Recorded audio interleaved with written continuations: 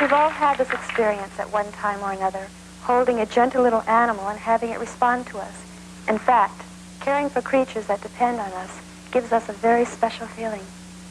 Well, at Lima State Hospital in Ohio, a young psychiatrist social worker put that idea to a very unusual use. Meet David Lee. His ward at the hospital is called the Open Ward. You know, when I first started working here, it was about 8 years ago, and I was assigned to a ward housing mostly depressed and suicidal people. We had a lot of suicides back at that point. Some years it had as many as 26. And it didn't seem like I was getting across to these people at all. Hey, Mark, you want to go to the greenhouse? Sure, why not? Yeah, well, Roscoe's looking good now.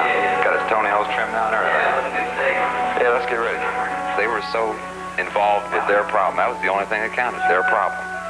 They were involved with that from the time they got up in the morning to the time they went to bed at night. Larry? So I always knew that for myself, I have an Irish setter at home, and if I got problems, I'd go home, and it seems like you mess around with the dog or something, and play with the dog. Hey, it seems to help me whenever I got a bad problem. Take off. So I just sort of thought, well, why wouldn't it work the same way it did for me? So I proposed the idea to the superintendent.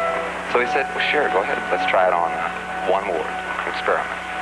As it went down, it was beautiful. When I was 15, I was involved in perhaps one of the most violent crimes that's known in the United States today. I was involved in a murder. And I was 2 years on probation, and I was involved in another violent crime. And I was told by the judge I could either be sentenced to the penitentiary or he would let me go into service. So I went in the Army, and right away I was sent to Vietnam, where I was a machine door gunner on a helicopter. It was an assault helicopter, and we went in before the infantry did, and God knows how many people that I shot over there. And then I came back here, and things got worse, and the violence got worse, and then I was involved in another murder and in a rape, which got me sent here. And then I found George, and he's mine, you know. He accepts me for what I am, and he doesn't expect anything from me but love and attention, and I give him that, and he gives me the same thing, all unquestioningly.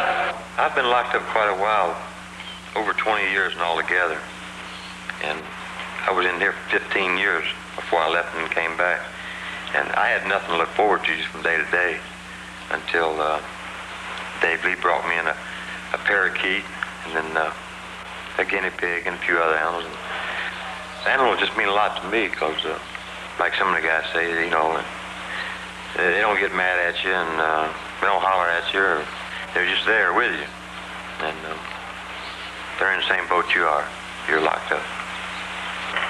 Come on, Roscoe. But this is part of my life here. You know, this is the guy here. You know, that's made it all possible. I think the first part of it, I had to take in. I had to believe a little bit in myself. Okay, so when I got this affection for the bird, I started believing a little bit more in myself, you know, and by dealing directly with him, I was able to deal directly with people, you know, and communicate with them, something that I had lacked in the past. Okay, well, now things are a lot better for me, you know. I still have over 4 years to go to the pro board and that, but I got him, you know, and I plan on having him forever. And I came here after trying to do away with myself. I got involved with the animals. My caseworker brought me 2 birds in, and I could sit down and talk with them, and there's more company, and I can concentrate on them and get everything else off my mind. Before I came to this ward, I was a constant troublemaker. I was all the time getting in trouble. Every week going in seclusion. You name it, I was getting it, doing it. Like if I'm in a bad mood, I'll go out and see the deer.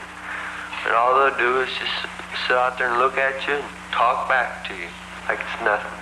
And then you just get over your bad mood and come back inside.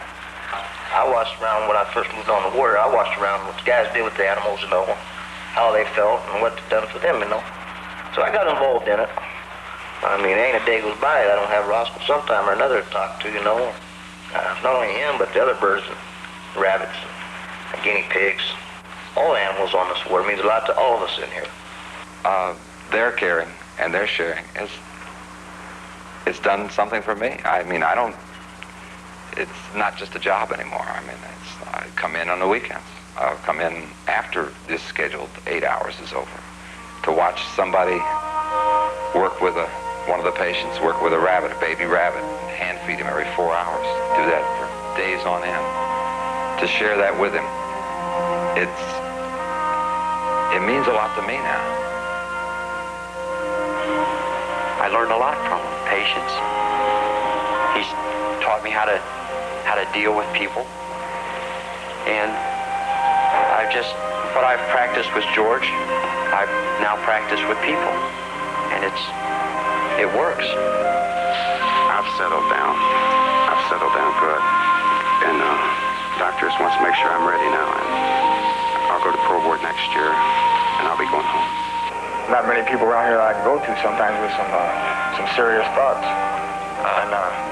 But I can always go to you, huh? Hey.